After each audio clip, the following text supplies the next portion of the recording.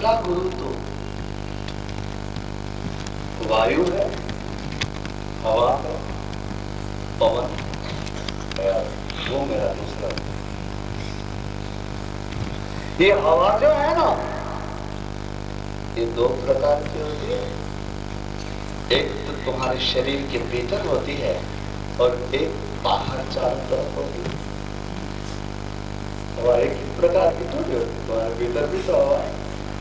तुम भी तो हवा से भरे हुए गुब्बारे तो हो, उठते क्या देर लगेगी। इससे ज्यादा अपने आप को तो समझो मत। और देखो अपने ये भीतर का कि हवा बचा और बाहर भी हवा बहती है। फूलों के ऊपर से निकलती है तो सुगंधित बन जाती है और गंदगी से निकलती है तो दुर्गंध वाली बन जाती है। लेकिन न तो वो सुगंध को अपने पास रखती है और न वो दुर्गंध को अपने पास रखती है, दोनों को छोड़ देती है। इसलिए इस संसार के शुभ और अशुभ सारी बातों को छोड़ दो। केवल अशुभ को ही नहीं, शुभ को भी छोड़ो। क्योंकि अगर कुछ भी तुम्हारे पास भार है तो तुम हरि भजन नहीं कर सकते। जैसे दुख का भार होता है वैसे बहुत से लोग सुख से भी तो दबे हुए हैं। देख लो, फुर्सत ही नहीं है भोजन करने की, नींद ही नहीं आती बिना टैबलेट के। काफी लोग दुखी हैं, दुख से दबे हुए हैं। लेकिन देखो ना, सुख से भी तो दबे हुए हैं। लोगों को समय नहीं मिलता, बुद्धि काम नहीं करती, अपने ही बनाए हुए जाल में बुरी तरह फंस जाते हैं, निकल ही नहीं पाते। क्योंकि उन्होंने हवा को अपना गुरु नहीं बनाया। क्योंकि हवा के पास यह चतुराई है कि वो सुगंध लेती तो है पर छोड़ देती है, और दुर्गंध उसके अंदर मिलती तो है लेकिन उसको भी छोड़ देती है। यो न रिष्यति न द्वेष्टि न शोचति न कांक्षति शुभाशुभ परित्यागी यो मद्भक्तः समे प्रियः। जो न तो बहुत खुश हो जाता है, न नाराज रहता है, न चिंता करता है, न इच्छा करता है, और शुभ अशुभ दोनों को जीवन में छोड़ देता है, ऐसा भक्त मुझे प्रिय लगता है। यो न रिष्यति न द्वेष्टि न शोचति न कांक्षति शुभाशुभ परित्यागी यो मद्भक्तः समे प्रियः। जैसे तुम दुख से दूर भागते हो वैसे तुम सुख से भी दूर भागो, तब तुम भगवान के योग्य बनोगे। तब तुम ज्ञान प्राप्ति की भूमिका तुम्हारे भीतर बन सकेगी। नहीं तो जैसे हो वैसे के वैसे ही रह जाओगे।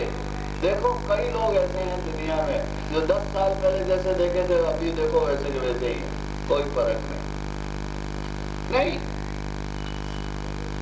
मनुष्य तो वह कहलाता है जो प्रगति करता है, हमेशा आगे बढ़ता है।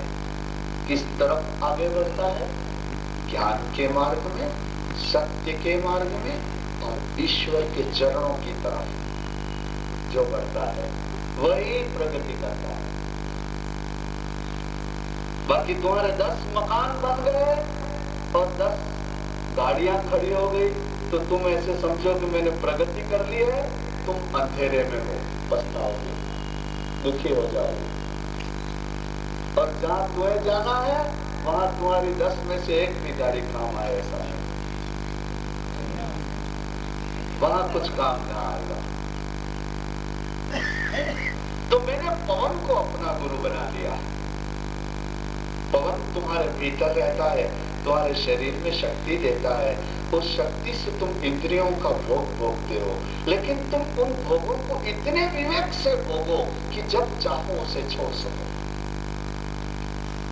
उसके दास मत बनो, क्योंकि पवन अंदर आने के बाद में दास नहीं बन जाता, बाहर भी निकलता, उसका आना जाना चालू है। इसलिए इन आंखों से देखो तो जरूर, लेकिन इन आंखों को कहीं उलझ मत जाने दो। इन कानों से सुनो तो जरूर, लेकिन इन कान कहीं फंस न जाए, जहर इकट्ठा न कर लें।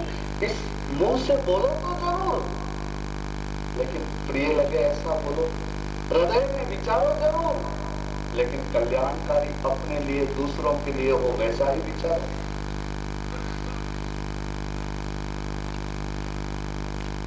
भीतर के पवन से मैंने यह ज्ञान लिया और बाहर के पवन से मैंने निस्संगता का ज्ञान लिया। क्योंकि संसार में किसी में बहुत सी अच्छाइयां हैं, किसी में बहुत सी बुराइयां हैं, तो तुम क्या करोगे? अच्छाई और बुराई की चर्चा में तुम्हारा समय निकालोगे? नहीं। जैसे बुराई में तुम्हारा समय नष्ट होता है, उसी तरह से किसी की अच्छाइयों को गाने में भी तुम अपना समय नष्ट ही कर रहे हो।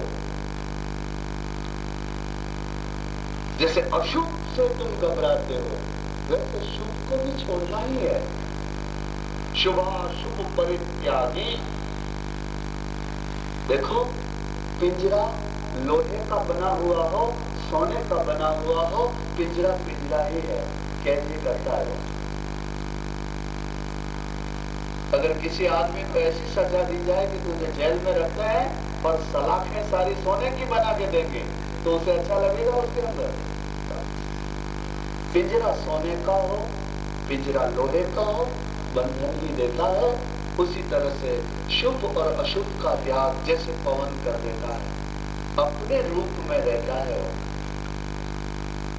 सुगंध को भी अपने पास संग्रह नहीं करता, दुर्गंध को भी अपने पास संग्रह नहीं करता। उसी तरह से इस संसार में जो भी शुभ अशुभ हो, उस दोनों को ही छोड़ देना चाहिए और पवन की तरह निस्संग रहना चाहिए।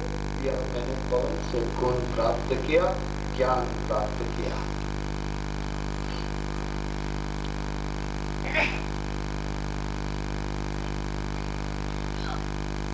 अवधूत महाराज दत्तात्रेय ने और कहा, मैंने आकाश को भी अपना गुरु बनाया है। कैसे आकाश को गुरु बनाया है? कि आकाश अखंड है, इसको काटा जा सकता है, इसके टुकड़े किए जा सकते हैं। एक बात तो यह है कि आकाश अखंड है, और दूसरी बात यह है कि आकाश सर्वव्यापक है, सभी जगह है। तो उसी तरह जैसे आकाश सर्वव्यापी है और आकाश जैसे अखंड है, वैसे ही आत्मा भी सर्वव्यापक है और आत्मा भी अखंड है। और आप घर बनाते हो तो आकाश पीछे दिखता है, लेकिन घर का आकार भी दिखता है। लेकिन ये आकार आकाश का नहीं है, घर का है। आकाश तो अपनी व्यापकता में एक जैसा है। इसलिए अच्छे बुरे जितने भी संसार में हैं लोग, उन सबके भीतर रहने वाला आत्मा एक जैसा है। किसी को नफरत से मत देखो, किसी की बुराइयों के ऊपर उंगली मत रखो। नहीं, क्या फायदा होगा? नुकसान है तुम्हारा और उसका, दोनों का। इसलिए आकाश से मैंने यह आत्मा की अखंडता और आत्मा की सर्वव्यापकता, यह मैंने आकाश से प्राप्त की।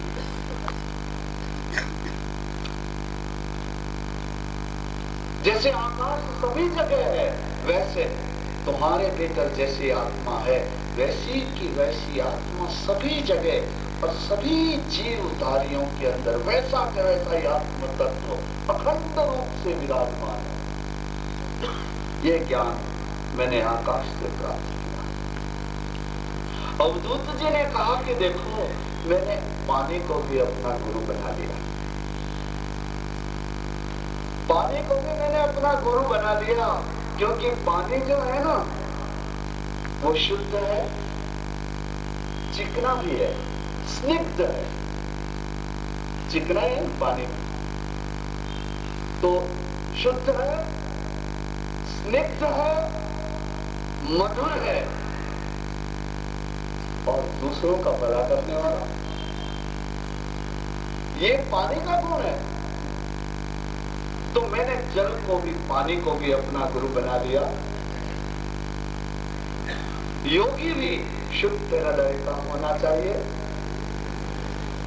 स्निग्ध होना चाहिए, मधुर भाषी होना चाहिए और लोगों को योगी होना चाहिए। दूसरों का भला कर, दूसरों के उपयोग में आए ऐसा होना चाहिए।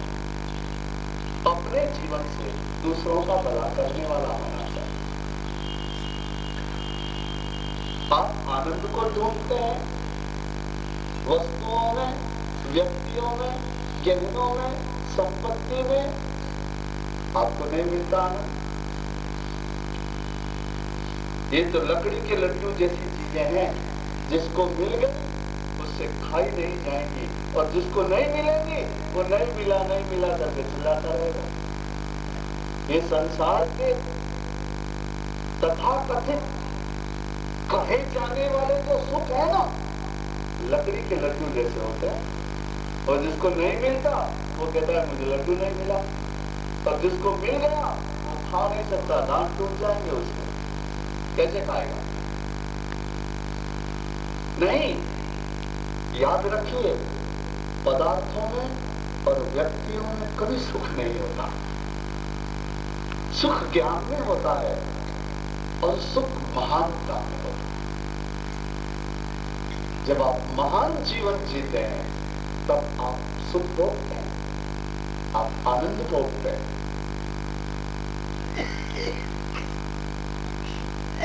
मैंने पानी को अपना गुरु बनाया है, उससे मैंने ज्ञान प्राप्त किया है। शुद्ध रहना चाहिए। कितनी बड़ी साधना है बोलो। मेरे कह देने से हो जाएगा क्या? अगर तुम हृदय से सुन रहे हो, प्रवचन सुनने आए हो तुम लोग, तो मुझे तो ऐसा ही कहना चाहिए ना, जो मेरे और तुम्हारे आत्म कल्याण का कारण बने। ऐसा ही तो कहना चाहिए मुझे। यही तो हेतु होता है प्रवचन का, कि प्रवचन सुनकर के श्रोता अपना आत्म कल्याण साध ले, अपना भला करे, अपना कल्याण करे। देखो, जीवन बहुत गंभीर बात है, इससे ऐसे वैसे मत बीत जाने दो। बड़े सावधान रहो, सवेरे से रात तक हर पल सावधानी से गुजारो। कहीं यह अमूल्य जीवन बेकार की बातों में तो नहीं जा रहा, बेकार के विचारों में तो नहीं जा रहा। इसका पूरा पूरा ध्यान रखो। जब तुम भगवान से प्यार करना चाहते हो और अपने जीवन का कल्याण करना चाहते हो तो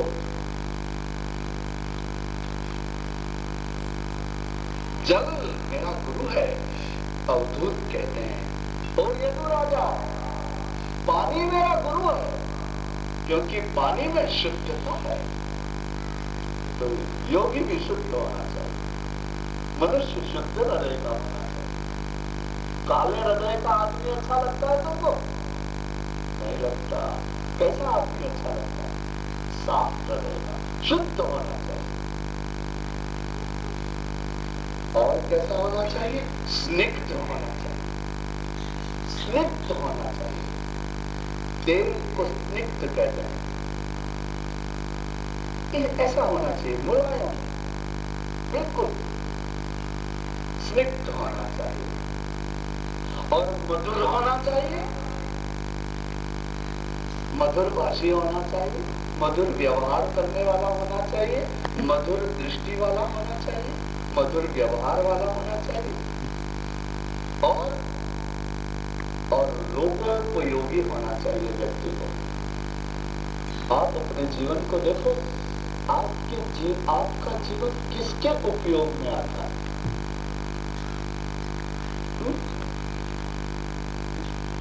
जो भाई बहन, माँ बाप, पत्नी, बाल बच्चे तुम्हें रात दिन पीड़ित करते हैं, उसके लिए तुम अपना जीवन घिस डालते हो। क्यों? छोड़ क्यों नहीं देते हो उनको? कौन सा एग्रीमेंट है उनके साथ तुम्हारा? कौन सा अनुबंध है? क्यों नहीं छोड़ देते? कुछ ऐसे क्रांतिकारी कदम क्यों नहीं उठाते अपने जीवन में? कुछ ऐसा कर दो ना जो किसी ने न किया हो, छोड़ दो जो तुम्हें तकलीफ देते हैं। उनके साथ रहने की क्या व्यवस्था है? जो तुम्हें कष्ट दे रहे हैं, जो तुम्हें पतन में ले जा रहे हैं, जो तुम्हें हमेशा दुखी करते हैं, पीड़ित करते हैं, उनके संग की क्या आवश्यकता है? भले वो माता पिता हो या भाई बहन हो या पत्नी बाल बच्चे हो, कोई भी हो।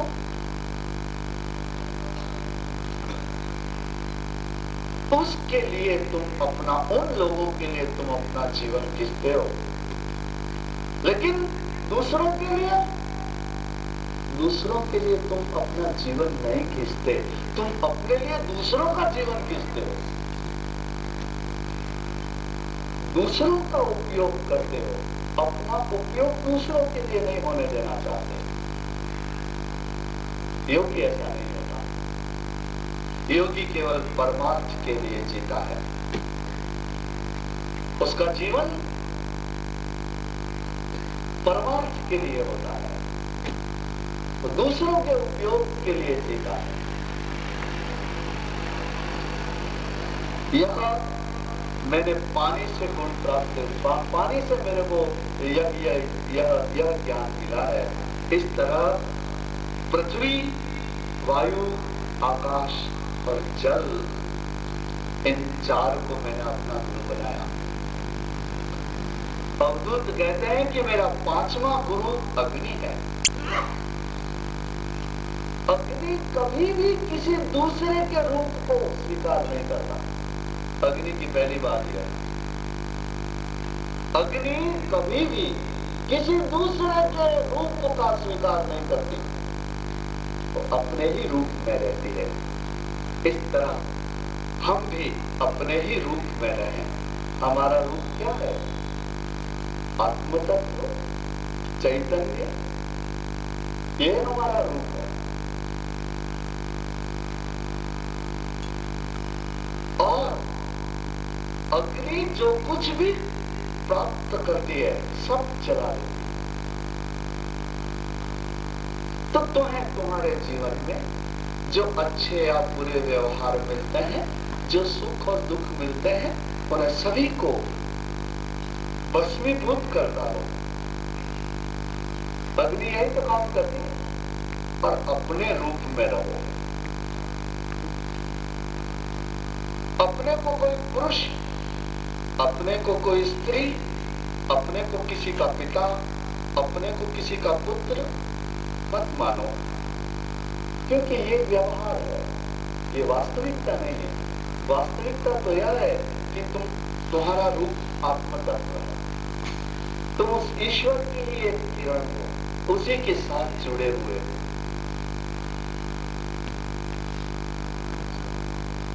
भगवत्ता ही तुम्हारे अंदर प्रकट की हुई है।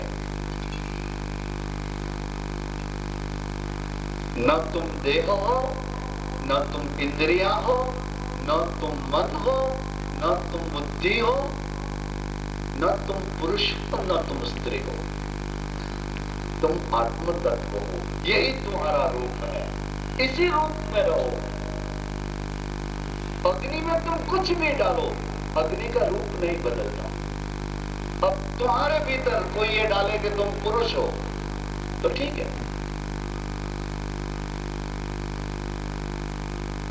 तुम्हारे अंदर कोई ये डाले कि तुम किसी के पिता हो, तुम किसी के माँ हो, तुम किसी के, ठीक है, लेकिन इस भावों को जला दो।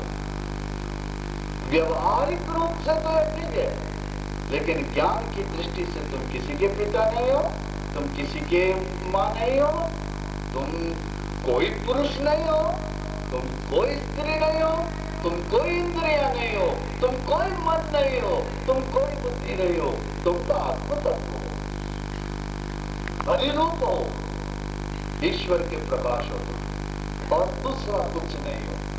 यही तुम्हारा रूप है। तो जैसे अग्नि, उसमें कुछ भी डाल दीजिए लेकिन अग्नि अपने ही रूप में रहती है, वैसे तुम अपना यह परिचय प्राप्त करो कि तुम आत्म तत्व हो और भगवान के प्रकाश हो। इसके बाद कुछ नहीं हो, बाकी सब कुछ बीच में सपने की तरह आ गया है। तुम्हारा पुरुष होना, तुम्हारा स्त्री होना, तुम्हारा अमीर गरीब सुखी दुखी होना, तुम्हारा माता पिता होना, तुम किसी के भाई, किसी की माँ, किसी के बहन, किसी के पुत्र, किसी के सगे संबंधी, ये सब बीच में आ गया है और ये सब सपने जैसा है। और वास्तविकता, यथार्थ और सत्य यह है कि तुम आत्म तत्व हो और भगवत प्रकाश हो। यही तुम्हारा रूप है। जैसे अग्नि अपना रूप नहीं छोड़ती, उस तरह से तुम अपना यह रूप मत छोड़ो, अपना यह परिचय मत छोड़ो। तुम अपने आप को किसी के पिता, किसी के पुत्र, किसी की माँ, किसी का भाई समझो ही मत, क्योंकि वो तुम हो ही नहीं, वो तुम पहले थे ही नहीं और भविष्य में भी तुम वैसे नहीं रह पाओगे। इसलिए तुम क्यों अपने आप को झूठा बनाते हो? ये तो दुनिया का व्यवहार है कि तुम किसी के पिता हो, किसी के भाई हो, लेकिन तुम जन्म लेने के पहले भी थे और मर जाओगे या शरीर छोड़ दोगे, उसके बाद भी रहोगे। तब तुम क्या रहोगे? वही तुम हो अभी भी। देखिए, मैं आपको बड़े परिश्रम से मेरी बात कहना चाहता हूं और हित से भरे हुए शास्त्र के वचन आपको सुनाना चाहता हूं।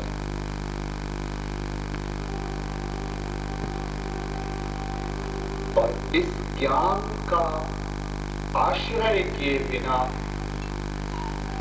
कोई अपना कल्याण नहीं कर सकता।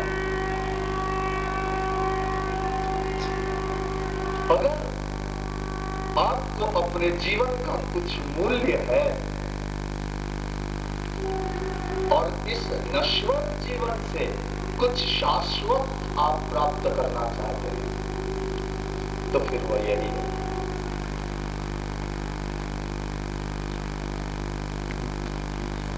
जैसे अग्नि अपने ही रूप में रहती है, वैसे आप अपने रूप को जान लीजिए।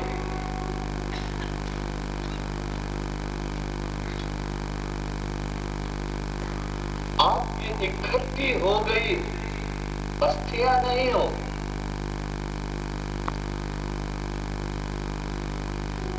आप ये दिखती हुई त्वचा नहीं हो, आप ये इंद्रिय नहीं हो, आप पुरुष नहीं हो, आप स्त्री नहीं हो, आप किसी के सगे संबंधी नहीं हो, क्योंकि आप पहले थे क्या जन्म के पहले, और मरने के बाद रहोगे क्या? तो जन्म के पहले क्या थे आप, और मृत्यु के बाद क्या होगे आप? अभी भी वही हो आप। क्या हो? आत्मतत्व। यही आपका रूप है।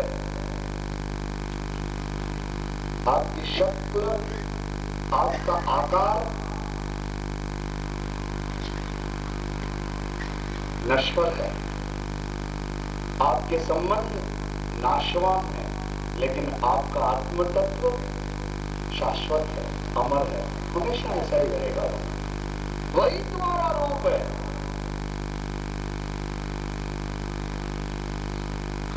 देखिए, आप जो सुन रहे हैं ना, इसे सोचा करिए। इस ज्ञान को श्रवण करके इसको सोचते रहना भी भगवान की आराधना है। क्योंकि वैसे कुछ न कुछ तो सोचते रहते हो तुम दिन भर। तुम्हारा मन कहाँ, फुर्सत कहाँ है मन को, अवकाश कहाँ मिलता है उसको, कुछ न कुछ सोचा ही करता हो। और सोचने का कोई सिलेक्शन भी नहीं है अपने पास में कि मैं ये सोचूंगा, मैं ये सोचूंगा, ऐसा कुछ नहीं। जो सामने आया वही सोच रहे हैं हम लोग। कैसे पागल है, जो दिखाई देता वो सोच रहे हैं, जो सुन लिया वो सोच रहे हैं, लेकिन क्या सोचना चाहिए ये तो कभी सोचा ही नहीं।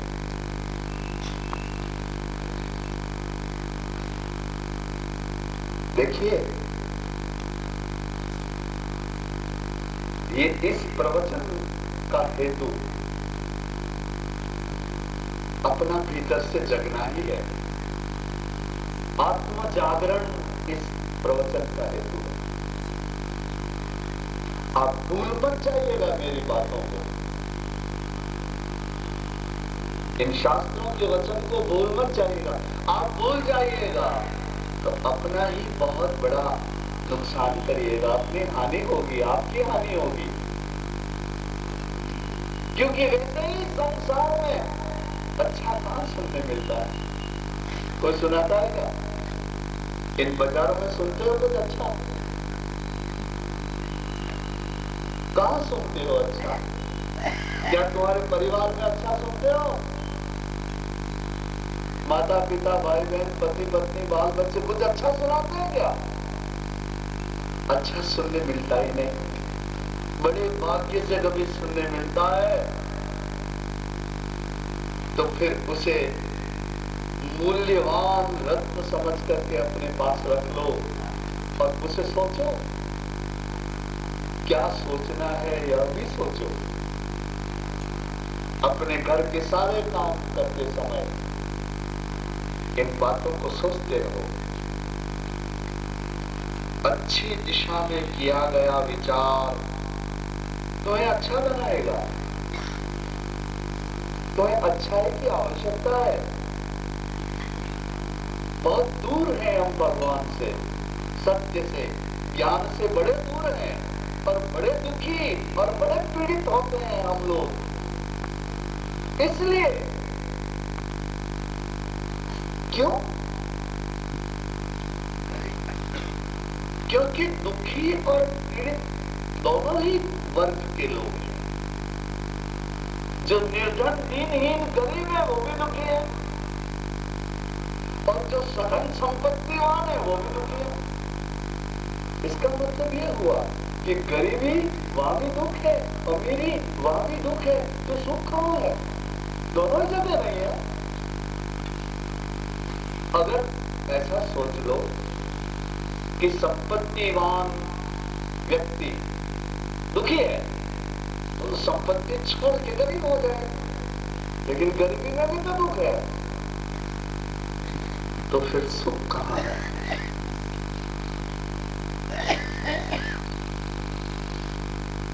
न गरीबी में सुख मिलता है न अमीरी में सुख मिलता है, तो फिर है कहां वह? विचार में है, सोचने में है और ज्ञान में है सुख। इसलिए सच्ची दिशा में सोचने का अभ्यास बनाइए और रोज अच्छा सोचिए। क्योंकि जीवन तो मुट्ठी में ली हुई रेत की तरह निकल रहा है। अंजुली में भरा हुआ पानी कब तक रख पाओगे? कोई आदमी अंजुली में पानी भर ले तो कब तक रहेगा? कितना भी प्रयत्न करेगा वो तो धीरे धीरे धीरे धीरे खत्म ही हो जाएगा। वैसे ही तुम्हारा जीवन भी खत्म हो जाएगा। तुम अपने आयुष्य को नहीं रोक सकोगे। तुम्हारे चाहने ना चाहने से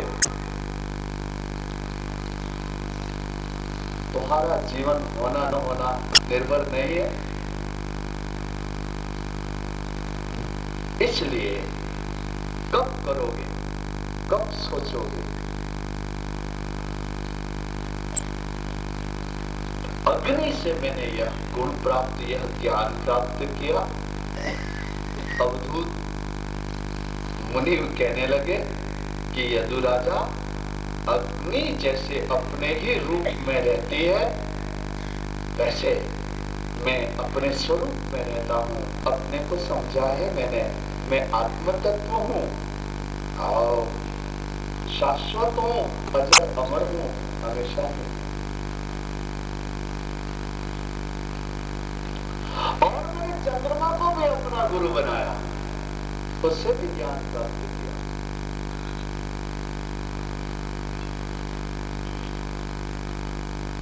हमको दिखाई देता है कि चंद्रमा घट रहा है, हमको दिखाई देता है कि चंद्रमा बढ़ रहा है, लेकिन वास्तव में जो चंद्रमा है वो न घटता है न बढ़ता है, केवल दिखाई देता है।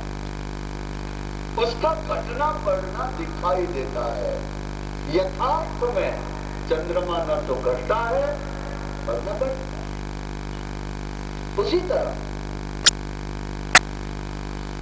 दिन में एक दो बार तो हम लोगों से सुन ही लेते हैं, अब शरीर ठीक नहीं रहता, अब बुढ़ापा आ गया है, अब चला नहीं जाता, अब पहले की तरह नहीं है, ये गीत बंद करो। क्यों? क्योंकि तुम शरीर नहीं हो।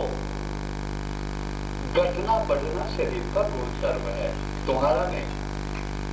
तुम तो जैसे थे वैसे ही हो और जैसे हो वैसे ही रहोगे। तुम्हारा रूप तो ऐसा है, अखंड रूप।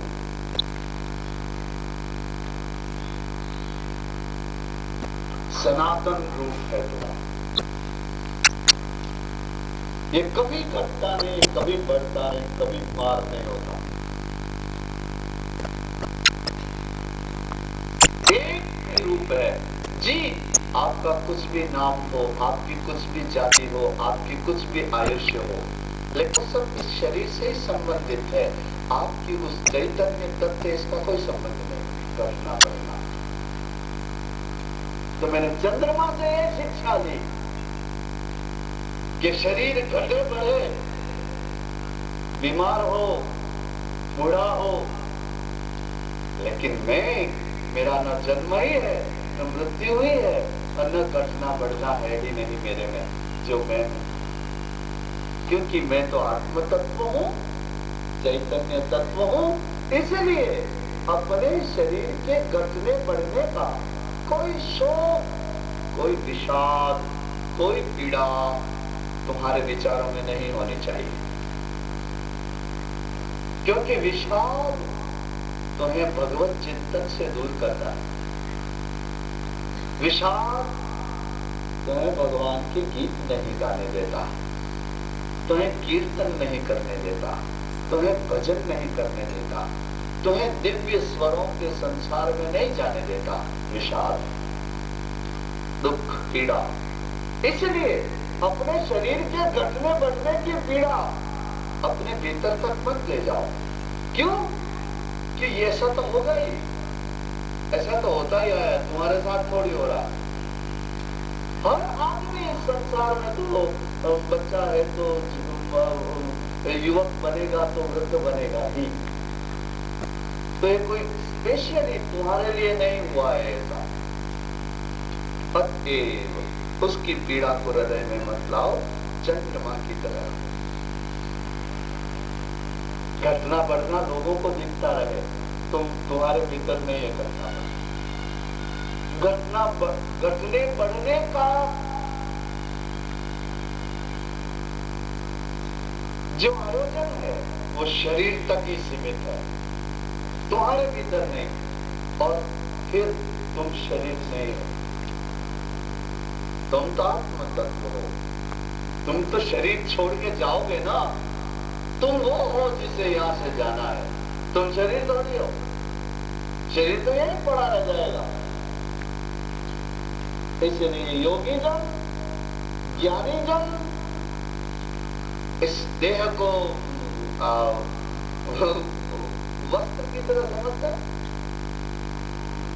बहुत पाठ करते हो, वासांसि जीर्णानि यथा विहाय नवानि गृह्णाति नरोपराणि।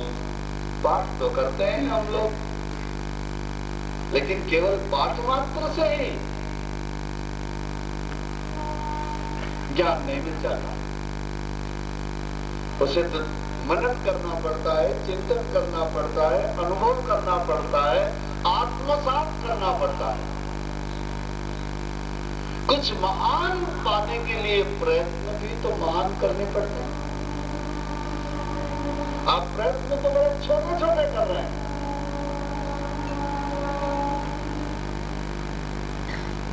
आपके सारे प्रयत्न छोटे छोटे हैं और आप फल महान पाना चाहते हैं, तो कैसे हो सकता है? इसलिए कुछ महान पाने के लिए प्रयत्न भी महान करने पड़ेंगे। इस तरह चंद्रमा से मैंने यह गुण प्राप्त किया। घटना बढ़ना दिखाई देता है, लेकिन वास्तव में चंद्रमा में नहीं होता। उसी तरह से घटने बढ़ने की क्रिया केवल इस शरीर में दिखाई देती है, उस चैतन्य में ये घटना घटती ही नहीं। चैतन्य घटता ही नहीं और वो कम होता ही नहीं, बढ़ता ही नहीं, वो तो जैसा है वैसा ही रहता है। यह ज्ञान मैंने चंद्रमा से प्राप्त किया। यह चंद्रमा, यह तो मेरे छठे गुरु हैं। अब तो फिर मैंने सूर्य नारायण से भी ज्ञान प्राप्त किया। सूर्य नारायण को भी मैंने तो अपना गुरु बना लिया।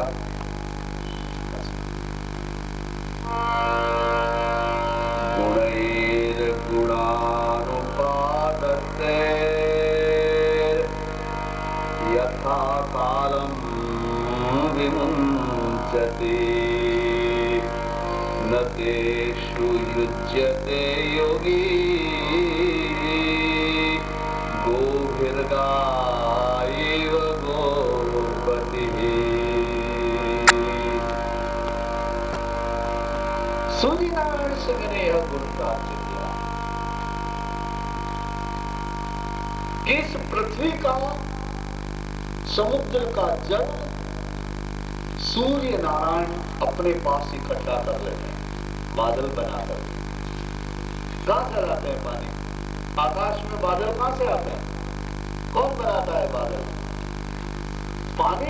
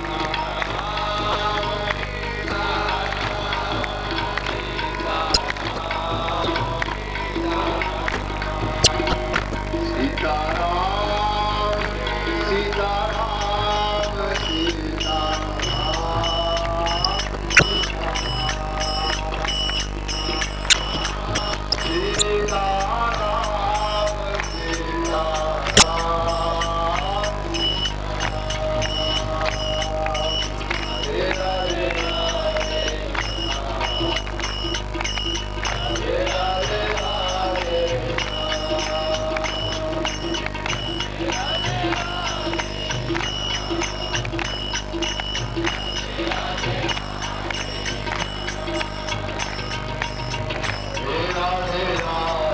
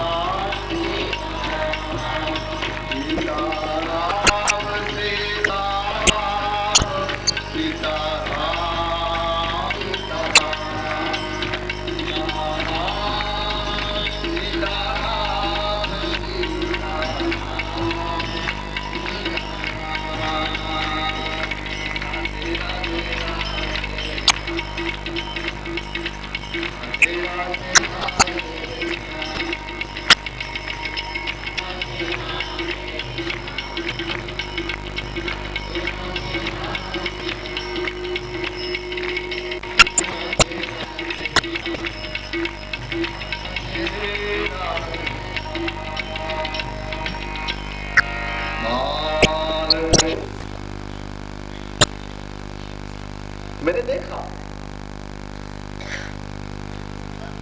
कि जहां मैं रहता था वन में, वह सामने के वृक्ष पर एक कबूतर ने एक कबूतरी से प्रेम किया और दोनों ही घोंसला बना के रहते।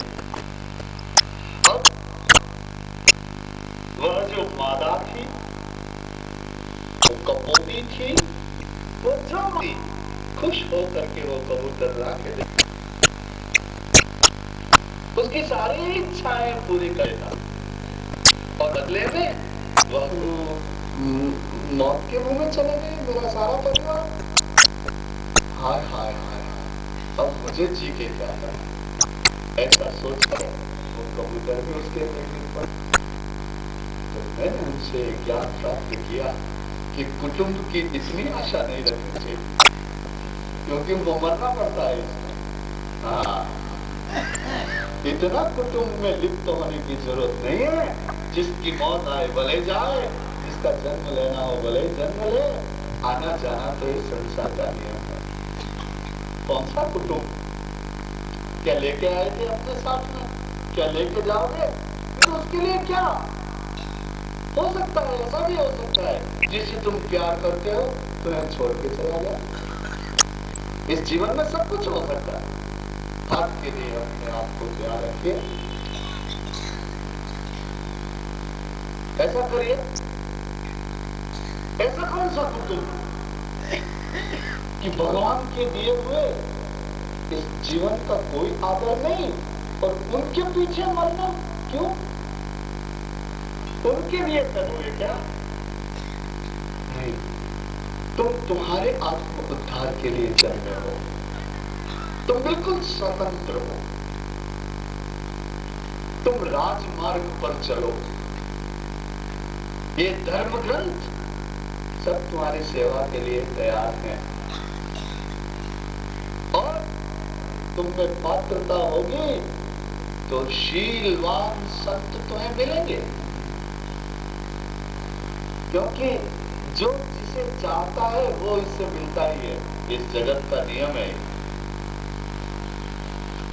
जेहि पर सत्य सनेहु, सोते ही मिलतन कछु संदेहु।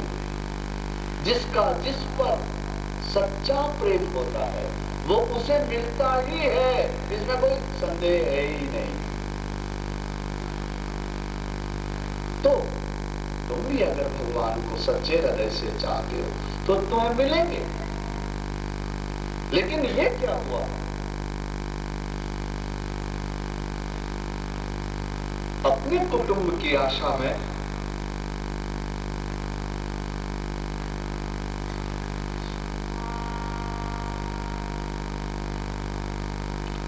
इतना भाग्य से मिला हुआ यह शरीर उस कबूतर ने छोड़ दिया। ऐसा व्यक्ति को नहीं होना चाहिए। क्यों? कि उससे तो उसकी मृत्यु आ गई ना। उसको आनंद क्या मिला? क्या सुख मिला? मरने वाला तो मर गया, उसके साथ तुम मरे तो क्या सुख मिला? उसको क्या सुख मिला और तुमको क्या सुख मिला? दोनों को कुछ भी नहीं मिला। दोनों का पतन, दोनों का नाश। तो ये तो कोई अच्छा नहीं। ये ममता किस काम की? ठीक है, हमारे आसपास हमारे माता पिता भाई बहन पत्नी बाल बच्चे अड़ोसी पड़ोसी हैं, प्रेम करेंगे, सभी से करेंगे, सभी से सभी का भला चाहेंगे, सभी का उपकार करेंगे, सभी के प्रति नम्र रहेंगे, सभी के प्रति स्नेह रखेंगे। लेकिन वो मर जाए तो उनके पीछे मरेंगे क्यों? क्योंकि मरना जीना तो इस जीव के साथ बंधा हुआ ही है। जो जन्मा है सो मर ही जाएगा। वो मर गया तो हमें क्यों मरना? ये उस कबूतर से मैंने ज्ञान प्राप्त किया। इतनी कुटुंब की आशा नहीं रखनी चाहिए, इतना कुटुंब में लिप्त नहीं होना चाहिए कि आप अपना अंत कर लें। क्यों? कि इसका कोई प्रयोजन नहीं है। क्यों? कि ये कोई बुद्धिमानी पूर्वक सोचा हुआ कदम नहीं है। ये ठीक है, कुटुंब तो है, अच्छा है, हो, भगवान किसी का बुरा न करे, न करे, नारायण कुछ ऐसा हो जाए तो उसे पी जाना चाहिए और अपने जीवन को बचाना चाहिए। क्यों? कि इसी जीवन से आप भजन कर पाएंगे, बाकी कुछ नहीं होगा। यही शरीर आपको भजन के काम देगा, बाकी दूसरा कुछ काम नहीं देगा। दूसरा कोई शरीर आपको काम नहीं देगा। तो उस कबूतर की कुटुंब लिप्सा, ममता, प्रेम को देख करके मैंने ये सोचा कि ऐसी कुटुंब की आशा नहीं रखनी चाहिए। क्यों? कि ये तो मोक्ष को प्राप्त करवा दे ऐसा जब हमें जीवन मिला है, तो इस जीवन का, और भगवान से मिला है तो इस जीवन का आदर करना चाहिए, इस जीवन का सदुपयोग करना चाहिए, इस जीवन को प्रभु के लिए खर्च करना चाहिए। तो इस तरह आपको आज ये कुछ गुरुओं के विषय में बताया, कुछ विचार। देखिए, ये तो कथा है, भागवत की कथा, एकादश स्कंद का यह प्रसंग है, लेकिन मैंने आपसे कहा ना कि भागवत के सारे प्रसंग आपको जीवन कैसे जिया जाए ये शैली बताते हैं, ये विधान बताते हैं आपको। तो देखिए, आज आपने पृथ्वी के विषय में सुना, वायु के विषय में सुना, आकाश के विषय में सुना, जल के विषय में, अग्नि, चंद्रमा, सूर्य और कबूतर, इन 8 गुरुओं के विषय में आपने सुना। आप इनका मनन करिएगा और अपने और ये तलाश करिएगा कि ये सारी बातें आपके जीवन में, आपके विचार में कैसे हैं। कल फिर से मिलते हैं और थोड़ा कुछ और प्रवचन सुना देंगे। आइए थोड़ा हरि गुण गान करें। ओ हरे राम हरे राम, राम राम हरे हरे, हरे राम, राम राम हरे हरे, हरे कृष्णा कृष्णा कृष्णा हरे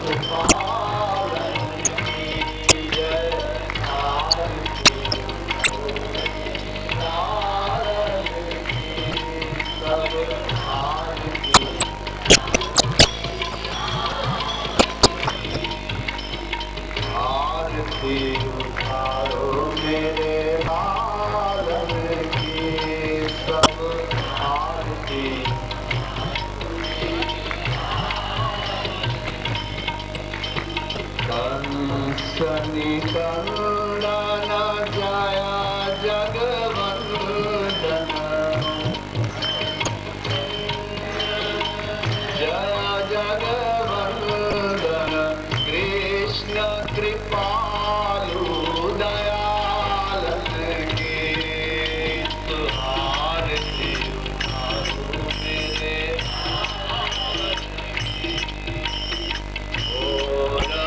पूजा पीताम्बर शोभे पीताम्बर शोभे मुख पर लाल गुलाल लाल गुलाल के जय